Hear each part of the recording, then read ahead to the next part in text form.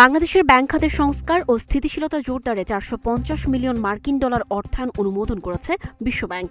ক্ষুদ্র আমানতকারীদের সুরক্ষা এবং ব্যাংকিং খাতে আস্থা ফিরিয়ে আনতেই এ সহায়তা দেওয়া হচ্ছে। ওয়াশিংটনে বিশ্বব্যাংকের নির্বাহী পরিচালক পর্ষদ ফাইন্যান্সিয়াল সেক্টর সাপোর্ট প্রজেক্ট 2 শীর্ষক এ প্রকল্প অনুমোদন করে।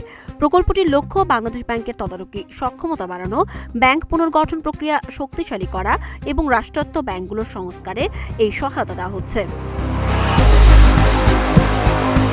বিশ্বব্যাংক জানায়, প্রকল্পের আওতায় আমানত সুরক্ষা তহবিলের মূলধন বৃদ্ধি, জরুরি তারল্য সহায়তা কাঠামো প্রতিষ্ঠা এবং দুর্বল কর্পোরেট গভর্নেন্স, রেগুলেটরি ক্যাপচার এবং সংশ্লিষ্ট পক্ষকে ঋণ প্রদানের মতো সমস্যায় দেশের ব্যাংক খাত চাপে রয়েছে।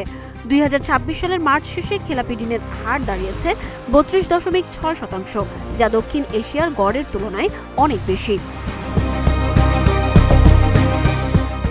বিশ্বব্যাংক বিভাগীয় পরিচালক পেম বলেন, স্থিতিশীল ও অন্তর্ভুক্তিমূলক আর্থিক খাত ছাড়া বাংলাদেশের উচ্চ প্রবৃদ্ধির লক্ষ্য অর্জন সম্ভব নয়। এই প্রকল্প ক্ষুদ্র আমানতকারীদের সুরক্ষা এবং ব্যাংকিং খাতে আস্থা পুনর্গঠনে সহায়তা করবে।